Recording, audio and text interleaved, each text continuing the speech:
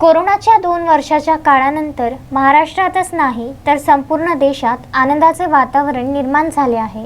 अशातच आता हिंदू धर्मातील सण सुद्धा साजरे करताना जनतेमध्ये हर्षोल्लास दिसून येत आहे।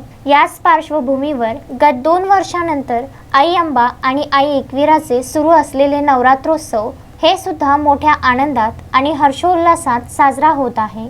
गत 2 वर्षापासून अमरावतीची आराध्य दैवत असलेली कुलस्वामिनी आई अंबा आणि आई एकविराच्या पालखीचे भव्य दिव्य स्वरूपात सीमोल्लंघन मोठ्या उत्साहात साजरे होणार आहे। यावेळेस विदर्भ न्यूजशी बोलताना अंबादेवीचे कोषाध्यक्षा मीना पाठक यांनी माहिती दिली आहे।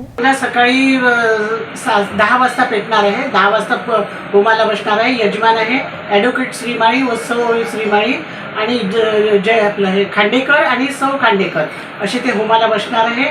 आणि पालखीची जी यापूर्वी जसं होतं म्हणजे आपल्या इथून निघणार आहे एकविरा देवी आणि अंबादेवी सोबतच पालखी निघणार आहे।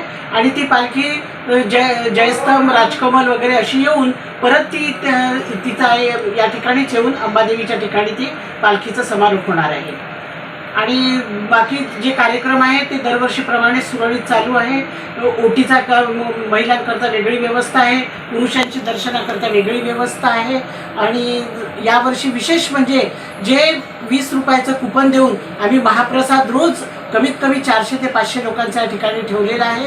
अतिशय आनंदात उत्साहात हा उपक्रम आमचा चालतो आहे। सर्वांचं खूप मोलाचं सहकार्य या ठिकाणी मिळत आहे। भक्तांचं सुद्धा खूप सहकार्य आहे। रोज साधारण 1 ते 2 लाख भक्त या ठिकाणी दर्शनाला येतात आणि अतिशय चांगल्या पद्धतीने गेल्या 2 वर्षात मध्ये जो उपक्रम चालला नाही, 2 वर्षामध्ये जे कार्यक्रम झाले नाही ते यावर्षी मात्र प्रामुख्याने अगदी सुरळीत आणि व्यवस्थितरित्या चालू आहे। प्रवचन, कीर्तन, भजन सगळे कार्यक्रम व्यवस्थित चालू आहे। राहुल टेकाडे, विदर्भ न्यूज, अमरावती।